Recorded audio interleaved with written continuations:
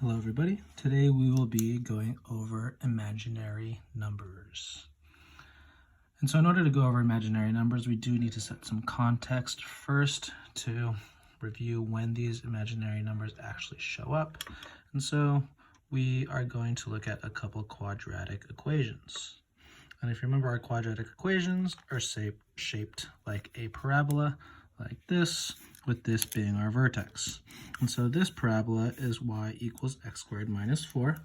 And if we were to go ahead and solve this and set y equals to 0, we're going to set the 0 for y equals x squared minus 4. When we go ahead and solve this equation, we have to get the x by itself. So we add 4 to both sides. We get 4 equals x squared, and then we want to get the x by itself, so we're going to square root both sides.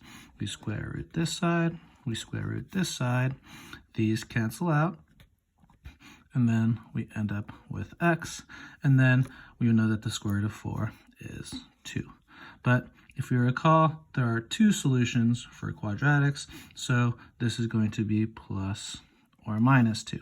So our solutions for x are x equals 2 and x equals negative 2.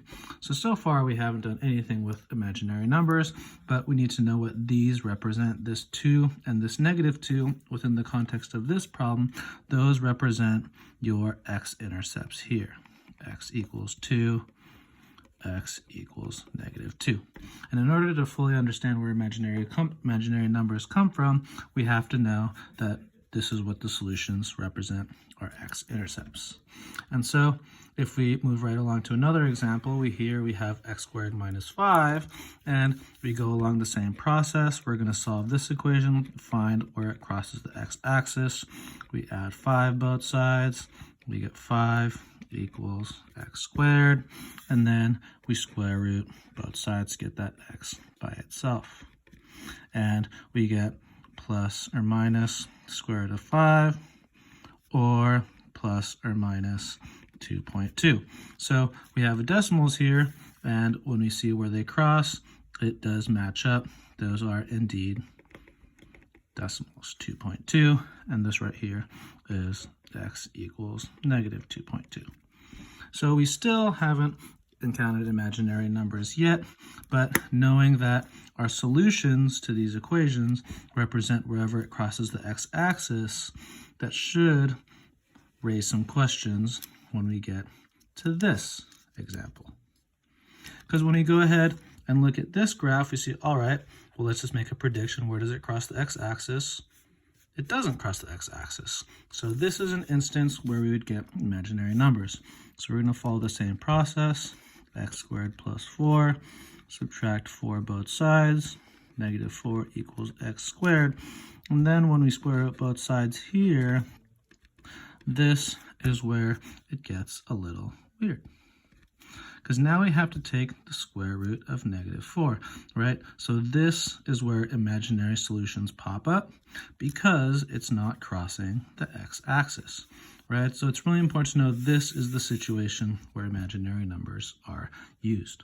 And so we will go over how we did this, but this negative is what becomes our imaginary number. And so we do have to remember that our imaginary number is represented by the letter I, and our I represents the square root of negative 1. So this will be how we will simplify this negative. And so if we have the square root of negative 4, we can separate this, negative 1 times 4. Now they're both negative 1 times 4 is negative 4, and then we put them each in their own radical. And now we can simplify this using properties we know. We know the square root of 4 is 2. We know the square root of negative 1 is going to be I. So we have I times 2, or 2I, and so that means our solutions for this one are plus or minus 2I. Okay, and so this is when imaginary numbers are used, and we're going to be performing operations and simplifying problems just like this. Okay, so summarize that portion. Anytime that there is a negative number inside of the radical, it will be an imaginary number that uses I equals the square root of -1. Anytime there's a negative inside the radical, we use imaginary numbers. And so we're going to go over some quick examples.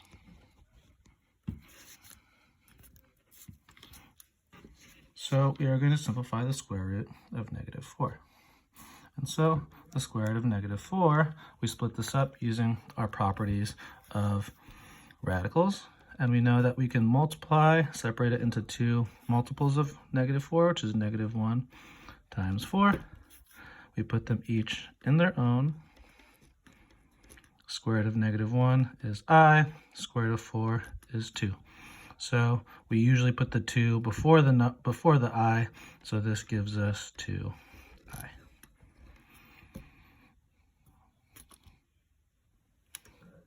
Let's go on to another example. So we have negative the square root of -15. Remember, when there's a number out here, we can always assume that that is -1 multiplying this. So we go ahead and separate this using multiplication.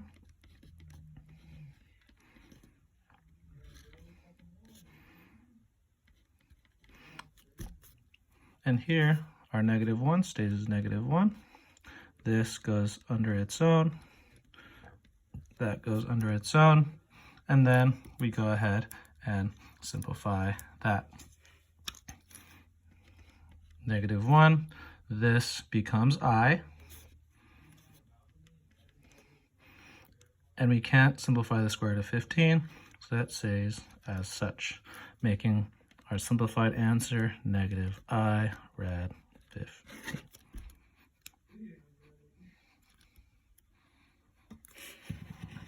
Two more that you'll see. You'll see one just like this, where you have 5 plus the square root of -9, and once again, you follow the same steps.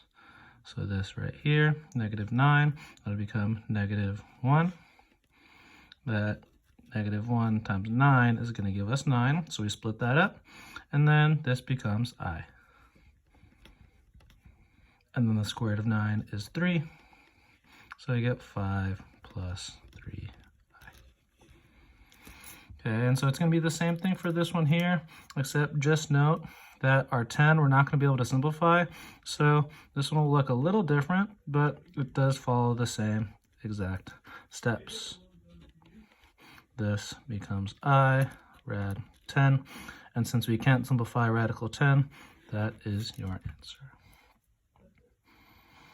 And our last example that you will be responsible to know how to do are ones like this, the square root of -8. So we keep breaking this up using multiplication. We have -8. We can split that up into -1 times 4 times 2.